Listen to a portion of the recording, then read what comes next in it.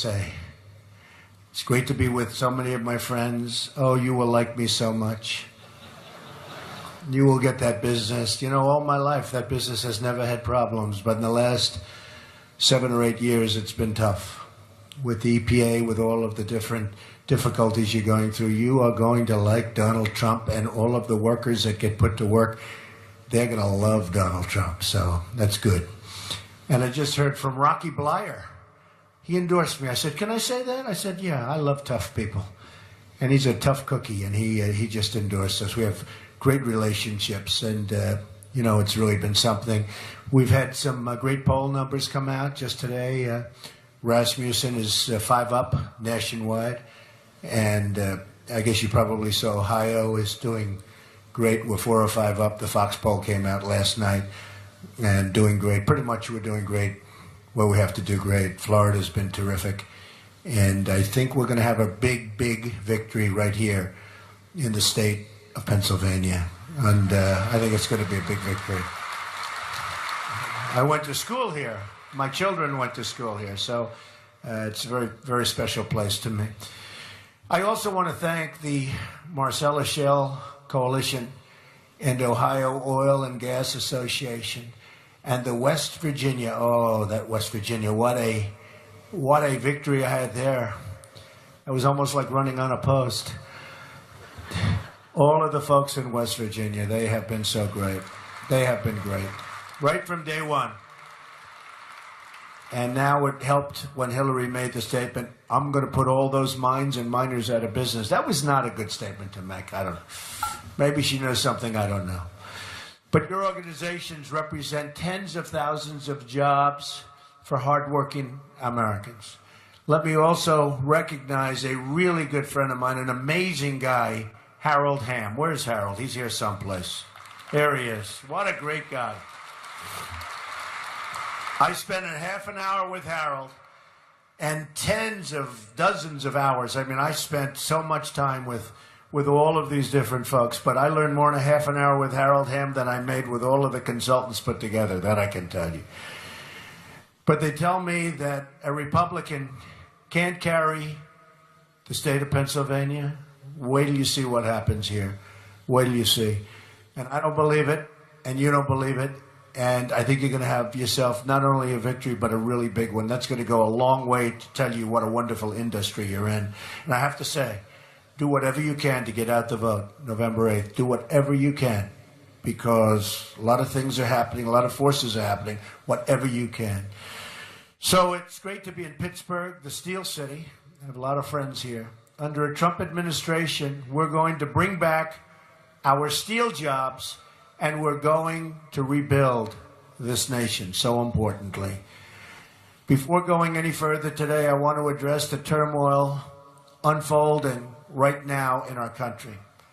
And it seems to be a never-ending problem.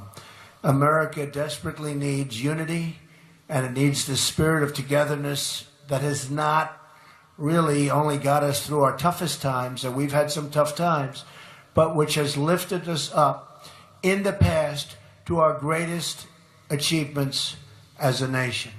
Every day I see people of different backgrounds working together for a common good, and we need to bring that spirit to every part of our country and become one American nation, united by shared values and principles as American citizens. We have to do it. And we have to respect our flag. We have to respect our flag.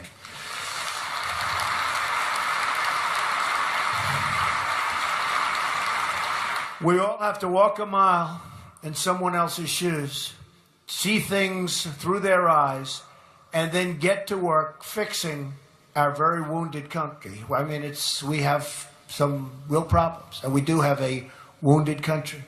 Many Americans are watching the unrest in Charlotte unfolding right before their eyes on the TV screens.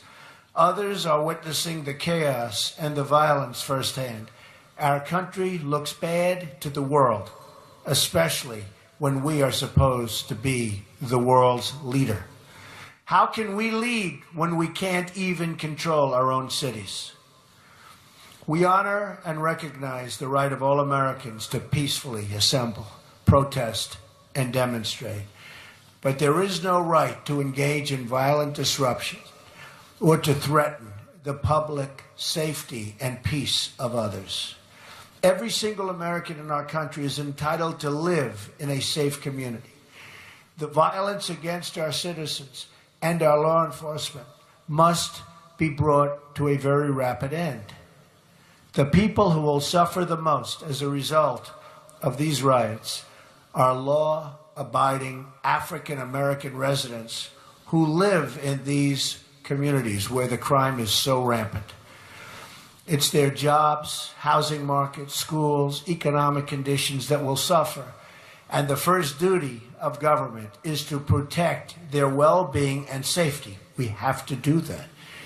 There is no compassion in tolerating lawless conduct.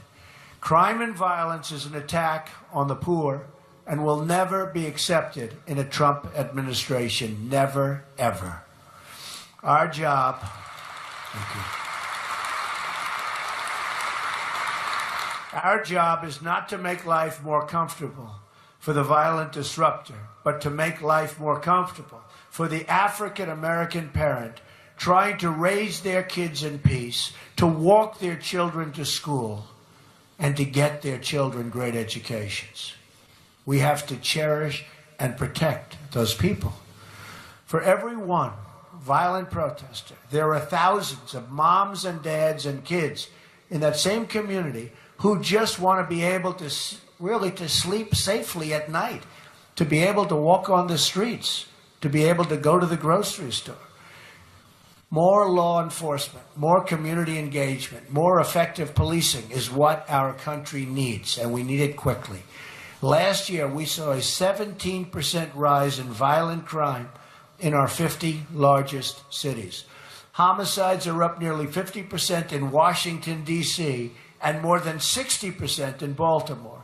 More than 3,000 people have been shot in Chicago so far this year, from January 1st. Can you believe that? Nationwide, approximately 60% of murder victims under the age of 22 are African American. This is a national crisis, and it's the job of the next president of the United States to work with our governors and mayors to address this crisis and save African American lives. Look at the example that we had in New York of Mayor Rudy Giuliani, who's been a tremendous person for me, a friend of mine for a long time, and a big endorser, big endorser. The policies he put into place ultimately brought down crime by 76% and murder in New York by 84%. Think of how many families these policies saved from the worst heartache imaginable. We need a national anti-crime agenda to make our cities safe again. We have to make our cities safe again. We will appoint the best prosecutors, investigators, and federal law enforcement officers in the country to dismantle the international cartels, gangs, and criminal syndicates.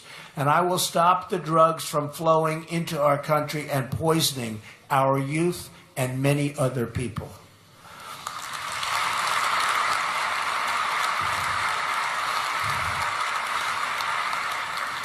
And if you're not aware, drugs are a very, very big factor in what you're watching on television at night. My administration will work with local communities and local officials to make the reduction of crime a top priority. Safety is the foundation of the ladder to American success. A great education and a really good paying job. We've lost so many of our good jobs to other countries. We're going to be bringing them back right here to Pittsburgh, to Pennsylvania. We're going to be bringing them back to Ohio. We're going to be bringing them back all over the country. They're coming back. They're coming back. These trade deals and the people, I think we'll have to have Harold Hamm negotiate a couple of trade deals for us, folks. To have the best schools and the best jobs, you must have safe communities. That means we must recognize the contributions of our police, who come from all backgrounds and all walks of life, and who often thanklessly risk their own lives to protect innocent people, many of whom they've never met. We all remember earlier this year when officers in Dallas, hunted down for execution, continued protecting the public until their last moments on earth. They were killed. Every day, police officers risk their lives for really complete strangers, and in every year, many of them will go out on calls and never return. It's tough being a police officer, and it's hard now even recruiting police officers. It's a tremendous problem. Police are entrusted with immense responsibility, and we must do everything we can to ensure that they are properly trained, that they respect all members of the public, and that any wrongdoing is always, and it will be by them, vigorously addressed. Has to be. But our men and women in blue, and you know this, the men and women in blue need your support. They need your thanks, and they need your gratitude. They are the line separating civilians and civilization from total chaos. They are also the front lines of defense in the war on terror, as we saw recently with their quick action following the terrorist attacks in New Jersey and New York, and the off-duty police officers. I mean, you saw the heroics of the off-duty police officers in Minnesota. An amazing job they did, catching this horrible person so quickly. How do you do that? They figured it out. And within a short period of time, they were able to capture him. I mean, who could do that? That's tougher than finding oil, I will tell you. Right? In addition to providing safety, we must provide economic opportunity. And that begins with school choice and leads to a secure job with a rising income. This brings us to the subject of energy. Producing more American energy is a central part of my plan to making America wealthy again, especially for the poorest Americans.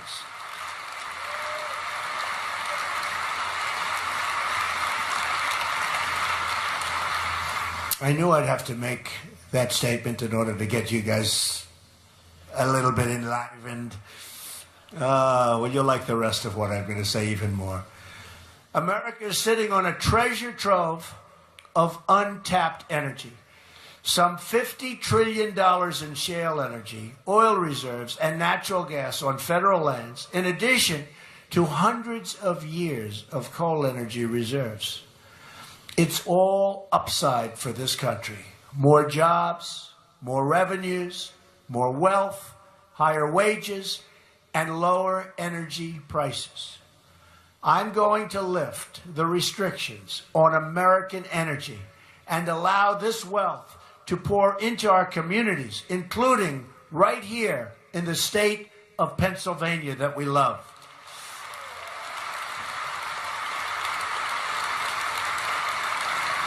According to the Institute for Energy Research, lifting the restrictions on American energy, including shale production, will accomplish the following.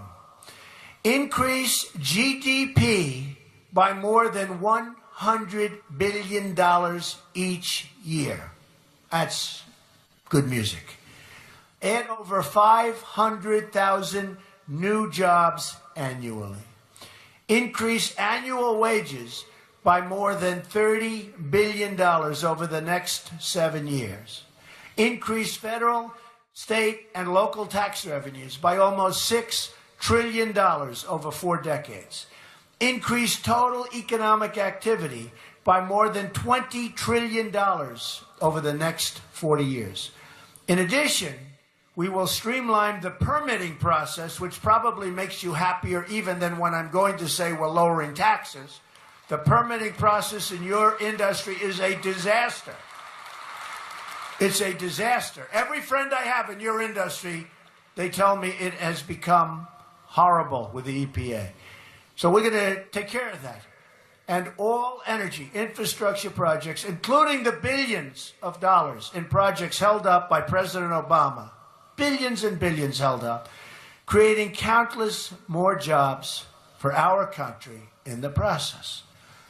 Overall, my entire economic plan, tax reform, regulatory reform, energy reform, and trade reform, will create at least 25 million new jobs over the next 10 years, assuming an average growth rate of 3.5%.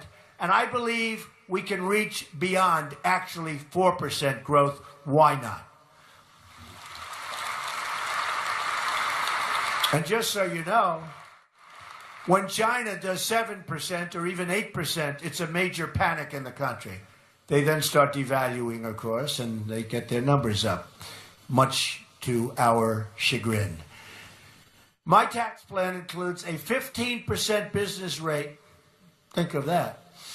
So that we're reducing taxes from 35% all the way down for business to 15%, turning America into a jobs magnet.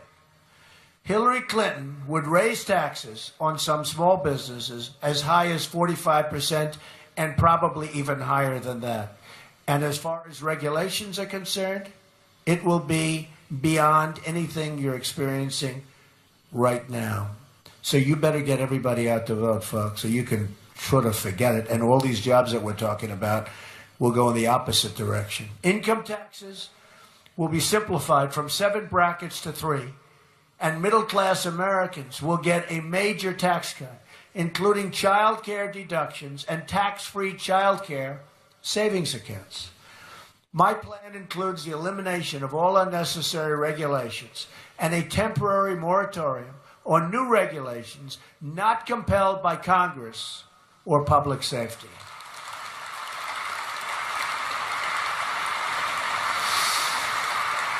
Overregulation is costing our economy $2 trillion a year. And I think probably no other business has been more affected than your business by overregulation. And one of the things I've seen, despite this massive tax cut, the biggest since Ronald Reagan and maybe beyond that, from 35 to 15, people are more excited when I talk about the fact that we're going to be cutting massively regulations. We need regulations for safety and environment, but regulations are becoming a major industry right now, and we're going to make it a much smaller industry, maybe a minor industry. Your regulations are going to be cut back to a point that you'll be able to have your businesses, grow your businesses, and start new businesses. And you'll never be able to do that with what has taken place over the last 8 years. And I just think it's a very important thing. And what has really impressed me is people in business have actually felt more strongly about that even than the tax cut itself. So I understand that very well. On energy, my economic plan unlocks our shale oil and gas and the energy technologies of both today and tomorrow. Finally, my plan includes a renegotiation of America's trade deals and an enforcement of trade rules to increase jobs and wealth inside the United States. We have people right in this room that could do so well for us. We have negotiators of our trade deals who are political hacks, who are people that don't know the first thing about negotiation. Of course, you could just look at the Iran deal and you understand that. The deal that was made recently with Iran. What a deal that is. I mean, we have half of this room could have negotiated a deal 10 times better, and a lot of the people in the room just wouldn't have made the deal, and that would have been a lot better.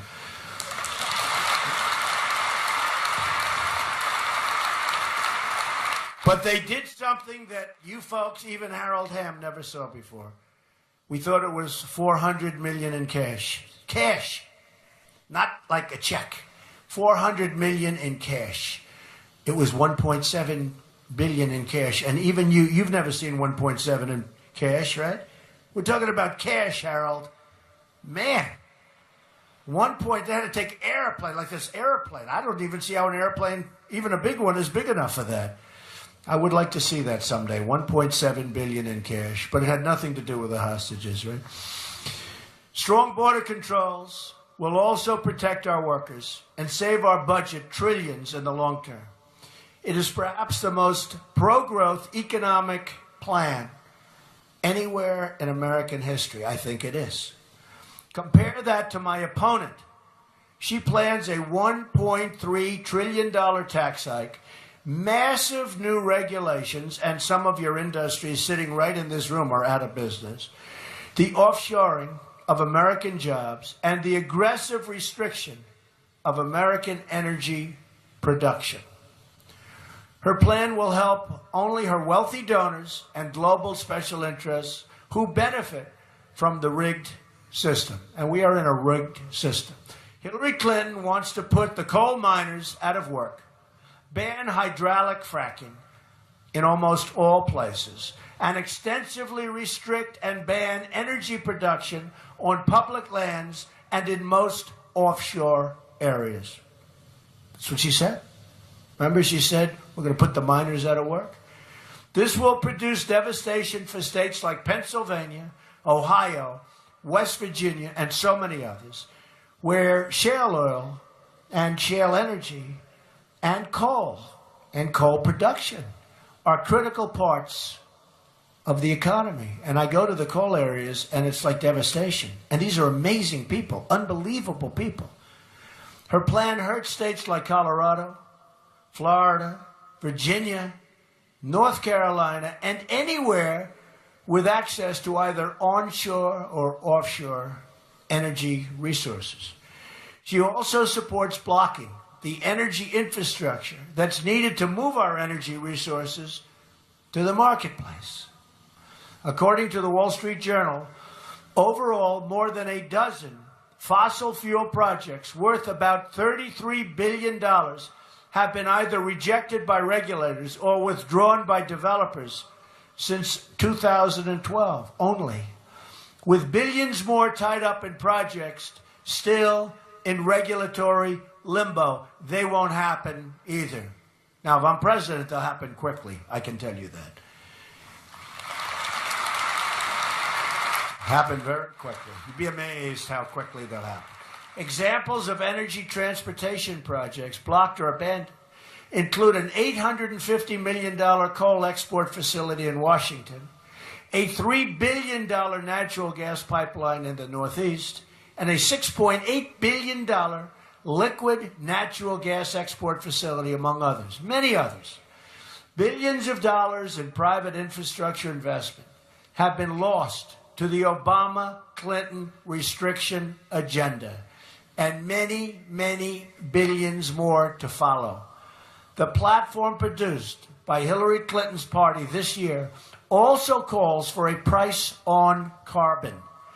That's just political speak for a massive new tax on coal and shale production, a tax on American consumers. And it's very unfair to our country, and it makes it very unfair and very uncompetitive to do business with other countries. Very.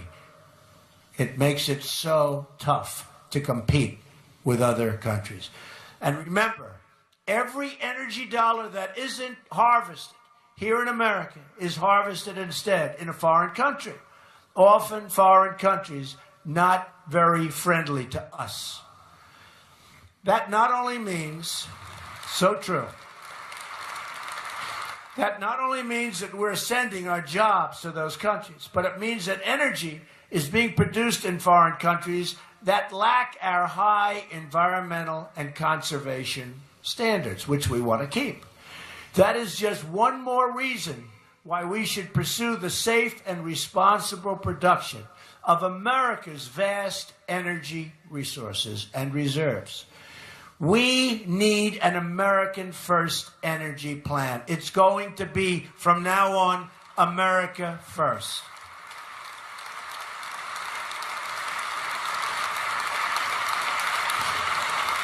This means opening federal lands for oil and gas production, opening offshore areas and revoking policies that are imposing unnecessary restrictions on innovative new exploration technologies. The development of the Marcellus and Utica shale, and I know so well, I'm up in New York State. What a shame. What a shame. We'll fund it. What? You understand. There's probably one guy from New York over there. He's been trying to get at that stuff for about 20 years, and now his clap, he's barely making. Who's the poor guy that just clapped? You just stand up. Come on, give him a hand. Give him a hand. He's exhausted, but he's still there, right? Will fundamentally change the economic landscape of this region and our country, bringing extraordinary new prosperity to millions, more jobs, higher wages, a larger tax base, and dollars flowing into our country for a change instead of out of our country, which is typical.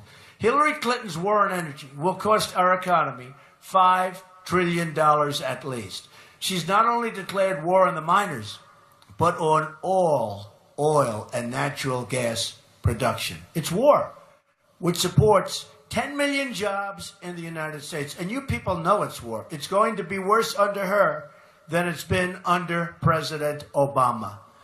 Access to low-cost liquid natural gas also supports the American chemical industry, which supports 40,000 jobs in the state of Pennsylvania. We have just begun as a nation to recognize our economic advantage that is made possible by shale energy. The shale energy revolution will unleash massive wealth for American workers and their families. At the same time, this energy revolution will produce new demand for American steel. And that means the steel workers will benefit. And the steel workers today are having a very, very hard time. That business is going down on a yearly basis. We are going to benefit the steel workers and the steel business.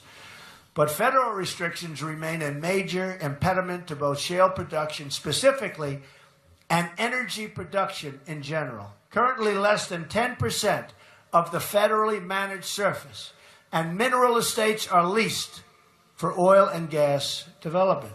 Almost 90% of our nation's offshore acreage is off limits to energy production. In many cases, there's absolutely no reason for that. Our energy policy will make full use of our domestic energy sources, including traditional and renewable energy sources. We want everything. That means we will end the war on coal and the war on our miners.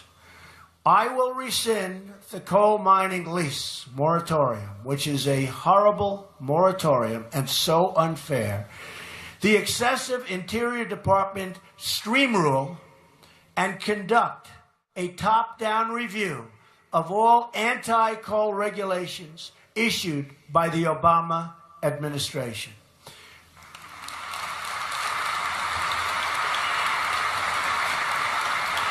We will eliminate the highly invasive Waters of the U.S. rule and scrap the $5 trillion Obama-Clinton Climate Action Plan and the Clean Power Plan. These unilateral plans will increase monthly electric bills by double digits without any measurable improvement in climate whatsoever. Very unfair to our people and our workers. I will refocus the EPA on its core mission of ensuring clean air and clean, safe drinking water for all Americans. That's what we want. I believe firmly in conserving our wonderful natural resources and beautiful natural habitats. My environmental agenda will be guided by true specialists in conservation, not those with radical political agendas that are putting our country behind the 8 ball.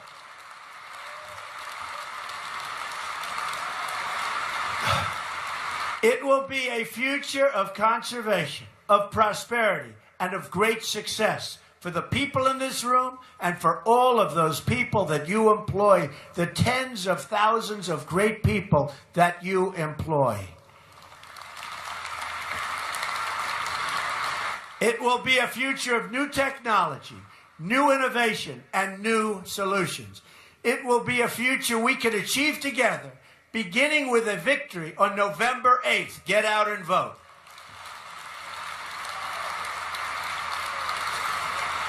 We will make America wealthy again. We will make America safe again. And we will make America great again. Thank you very much. Thank you. God bless you. Thank you.